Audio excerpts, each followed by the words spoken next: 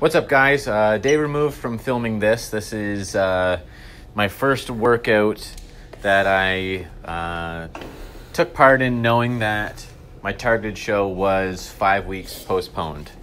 So I didn't want to let that bother me. It was the last day that I was training legs on this training block, and it's been hellish to get PRs, going through prep, being this far ahead, being in this low of body fat, being this deep into a training block. So I just wanted to get in there and get it done. Top set here was 370 for 12 on the hack squat. Something, again, that every week it just never got any easier. It only got harder, but we found a way to push through it. I originally thought that I would just try and stay on a straight and narrow path towards prepping for Cobourg, but I think I am going to let my body dictate that at this point. There's too many situations that could potentially disrupt the show date again, or too many factors that could potentially disrupt the show date again, and I'm going to stay relatively close to this body fat percentage, train hard like always. This set here was 2 hours for me, so 258. The barbell jump squats, that last rep wasn't sure if I was getting my feet off the ground there. 2 hamstrings. This is the hamstring superset, so the seated hamstring curl got up to 155 for set 12. And then the back half of that superset, of course, is the lying exercise ball curls.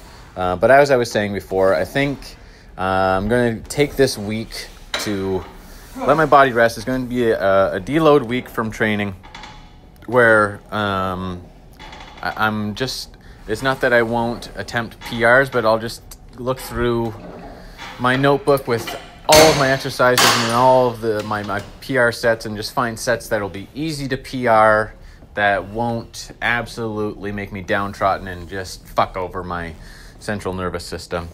And we'll assess from there. I'm having a refeed. I'm having one of my skip loads today, so my weight will be inflamed for a few days, and then I'm recording this on Sunday, the last day of May. Next Saturday is the next scheduled skip load. I do expect to be close to baseline by then, if not even lower than baseline. I was 165.0 this morning at 7.2% body fat. And disclaimer, that's just by my scale that I have been tracking myself on for 3 years now. So it's not 100% accurate. There is a 1.1 percentile degree of error on it. So I could be as low as 6.1. I could be as high as 8.3. But I digress. The walking lunges you're seeing here, last 2 sets of 12 are at 135. Obviously a lot of tissue had been added since my 4th place finish at 2018 Canadian Nationals. I was very happy with my experience there. I knew I had to develop my upper body, just simply put, to be a contender for first place at that class, at that show, and develop the upper body we have. Obviously, my legs, even at that show at that time, were a strong point, and I don't think anyone would argue the best legs in the class. But it's my idea of bodybuilding. And if I want my legs to be bigger, I'm going to make them bigger if I like them bigger.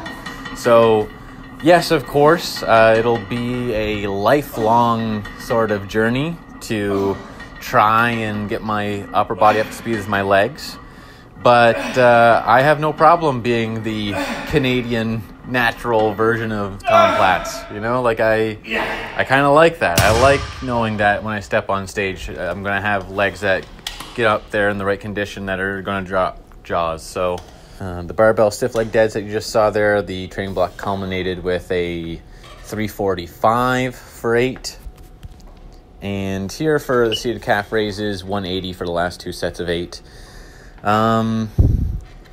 yeah, so I think it's just a time to kind of relax. Like you've seen if you've been following the videos, I'm so damn far ahead of schedule for like my conditioning and everything like that, and I'm still eating well over 2,000 calories a day. My cardio sessions, I'm doing 80 minutes of cardio if you heard in the last video, but it's extremely low intensity. I could burn that many calories in 40 minutes if I really wanted to. So even though my duration is high, my expenditure is moderate.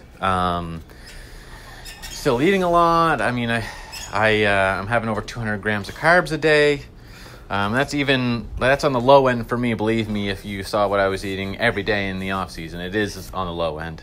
But all in all, everything just moved so well. I retained all my muscle, obviously, through the first 5 weeks of prep. I mean, if you're losing muscle through your first 5 weeks of prep, you're doing something absolutely terribly wrong. But to me right now, my gut is telling me to kind of try and find a homeostasis around 170 pounds. Try and get stronger just like I did the last 18 months. Work hard at it every day. Try to accrue muscle in the areas that I think I need to accrue them. Again, I to my physique, to me it looks right across the top for me. So everyone's going to have their different ideas, but I think deltoids, upper back, traps, upper chest, chest in general is kind of where I would target. Not that I think any of those body parts are now weak body parts, but now that I have such a strength in my legs and my back, and it ties into a very small waist, like even at, I still would have had 12 pounds to lose to make the lightweight limit. Well, actually, it would have been about 11 now. I had a sub 29-inch waist. So taking in a lot of the stored body fat that's still on me is on my obliques, it's on my lower back, it's on, my glutes. So it very conceivably, again, would have been under 28 inches on stage. So it is not my final decision. I'm not going to just blow this look away. I'm not going to throw it all in the garbage. Like I said, I was 165 pounds. I plan on just kind of trying to find homeostasis at 170, and maybe for the 5 or 6 weeks, don't even let myself make up my mind.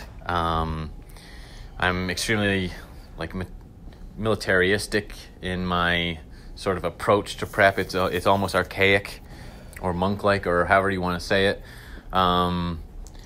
But I made so much progress in the first 5 weeks. It surprised me, and it's a blessing and a curse that this happened so that I can kind of step back and look at it.